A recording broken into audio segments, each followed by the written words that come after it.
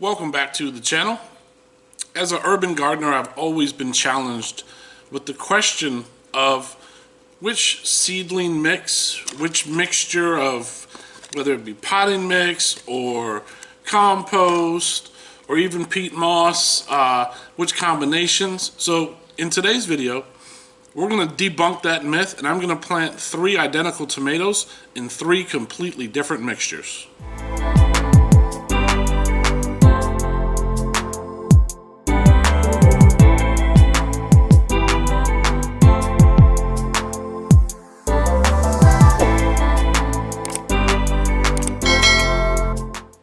Alright, welcome back.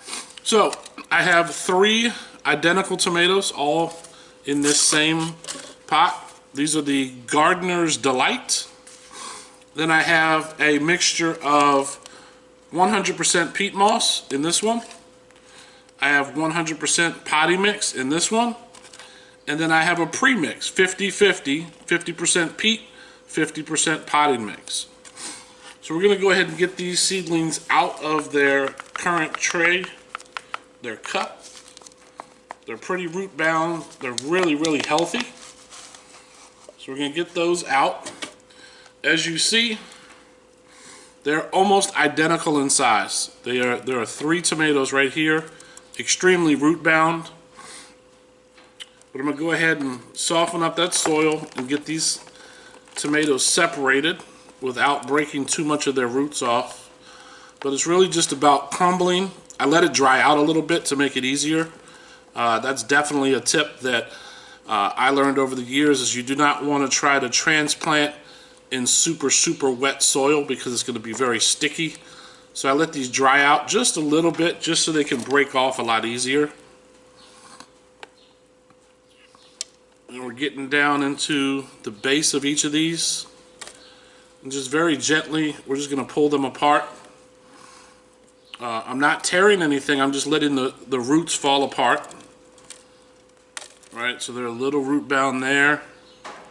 And they come apart very easy, as long as that soil mixture is nice and dry.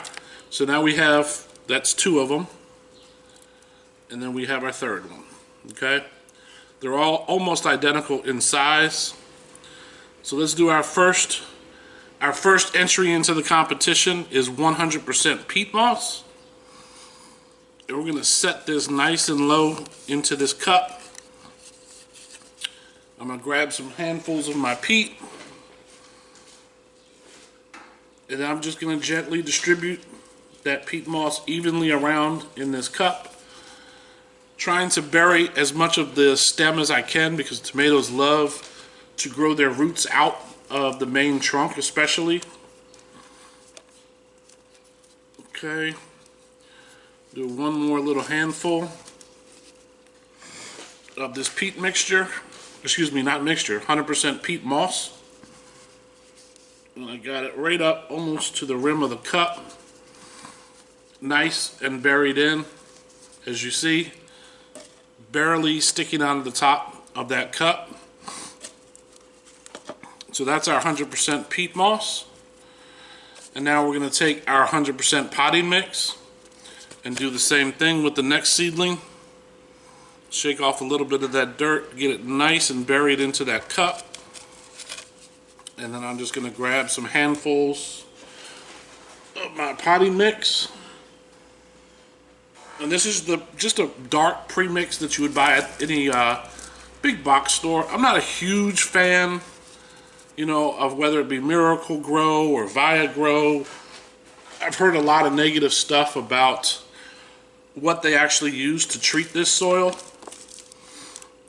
But for the most part, you know, in gardening, you kind of come up with your own remedies, what works best.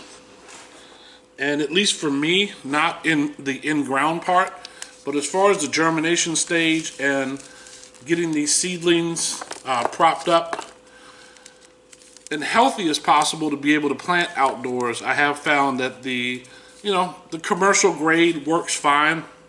If I weren't in an urban environment, if I lived maybe in a little more of a rural area, I would definitely compost a whole lot more. It's very difficult in the city to compost. We have these, I'm sure you've seen like these turn bins that you can use, and they're good. If you're doing it yourself, great. I found it quite difficult in a community garden that a lot of people, they don't understand composting. So we'll go into our community compost and there will literally be like tree branches inside the compost bin, and people just, I just don't think they understand biology and how things break down. But, you know, neither here nor there. That's their own thing. But we're going to go ahead and get our last seedling in. And this is going to be our 50-50 mix, which I actually have here in the tray. I've already pre-mixed it. I just did equal parts 50-50 of potting soil and peat moss, which this peat moss is a Canadian brand. I've brought it up on this channel before. It is certified organic, which I love.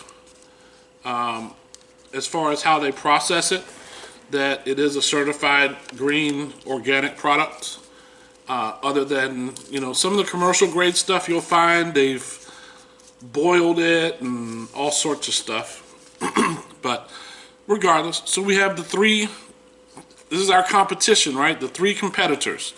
So I will say, in all fairness to this competition, the tomato that I just put in the mixture, the 50-50, is just a bit more leafy, right? You can see there, this one right here is just a bit more leafy than either one of the 100%. So I try to keep this fair, trying to keep it balanced and biased as possible.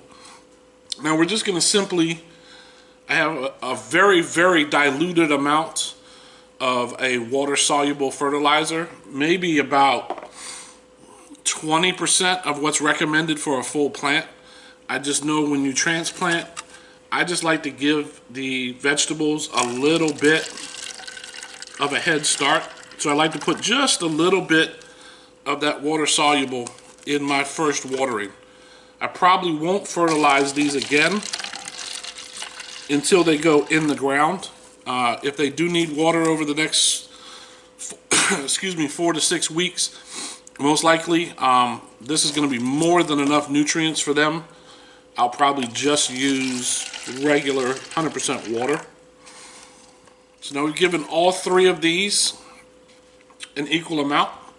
So I want to hear from you all, right? So we're going to start this competition today. Is March the 28th of 2024. And these seedlings I germinated about 5 weeks ago. So this is about average of what you should expect. If you're germinating from seed, that's about what you should expect in 5 weeks. You can see how nice and low down the leaf structure is. It's very, very bushy.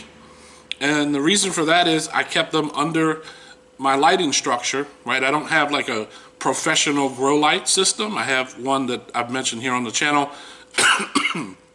Cost $20 for the lights. So I had 2 lights, so it was $40. I just put them in a bin like this, put the light just above my seedlings, and that's how they grow. So if you notice here, I just want you to see something. In the 50-50 mix, look at that cup. The top cup is sunk all the way in. That water is absorbed all the way up. In the 100% potting mix, same thing, 100% all the way up. And in the peat cup, it's slowly absorbing in. You see how that top cup is still floating? Is that peat moss actually does an extremely good job. Once that absorbs in there, that peat is going to really maintain that moisture. So I'm excited to see, with only peat moss, 100% peat moss, how well this tomato is going to go over the next couple weeks. So guys, I want to hear from you down below in the comments. I want to hear, have you done something like this? Would you entertain trying something like this? What works for you, right? I'd love to hear in your environment. I'm in Zone 7, Washington, D.C., but I want to hear in your environment at this stage of the season, the end of March, right? We're at the very end of March. I can probably say it's going to be at least 5 or 6 weeks before I'm able to plant these outside.